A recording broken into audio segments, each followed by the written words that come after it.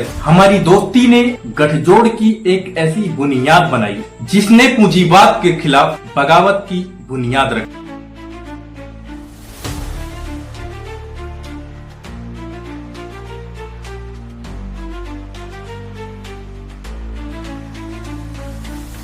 क्योंकि जब मजदूर जगेंगे तो तख्त और ताज की जगह नहीं बचेगी।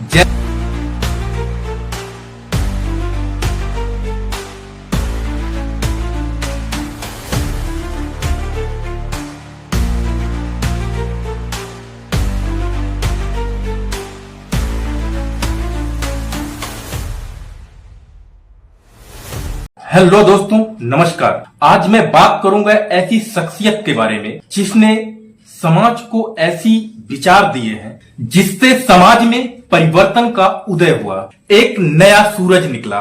मैं मार्क्स हूं।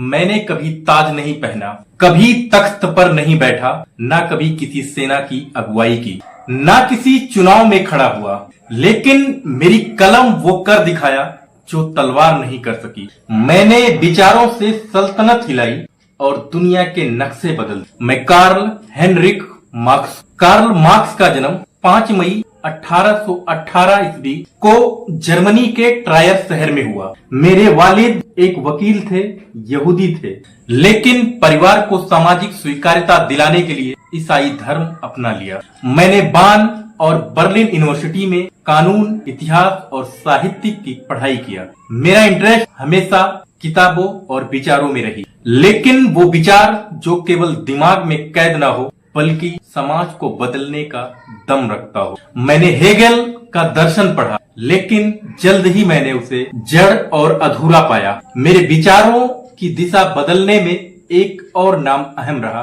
Frederick Engels. हमारी दोस्ती ने गठजोड़ की एक ऐसी बुनियाद बनाई जिसने पूंजीवाद के खिलाफ बगावत की बुनियाद रखी। मैंने देखा दुनिया को दो हिस्सों में बटा हुआ, एक वो जो काम करता है, पसीना बहाता है, खेतों और फैक्ट्रियों में काम करता है, और दूसरा वो जो कुर्सियों पर बैठकर उनके खून से अपना मुनाफा कमाता। मैंने कहा अब तक का सारा इतिहास वर्ग संघर्ष का इतिहास रहा। कम्युनिस्ट घोषणा पत्र एक ऐलान नहीं, एक चेतावनी। 1848 में मैंने एंगल के साथ मिलकर लिखा द कम्युनिस्ट मैनिफेस्टो। उसमें मैंने लिखा दुनिया के मेहनतकशों एक हो जाओ। यह केवल एक नारा नहीं था बल्कि संघर्ष का एक बिगुल था। मैंने कहा पूंजीवाद अपने अंदर ही बीज बोता है अपने विनाश का, क्योंकि जब मजदूर जगेंगे तो तख्त और ताज की जगह नहीं बचेगी। जैसे जैसे लिखा वैसे वैसे भूख मिली। मेरे लेखन ने दुनिया को चिताया, लेकिन मुझे कोई नौकरी नहीं मिली। मैं फ्रांस, बेल्जियम, फिर लंदन पहुंचा।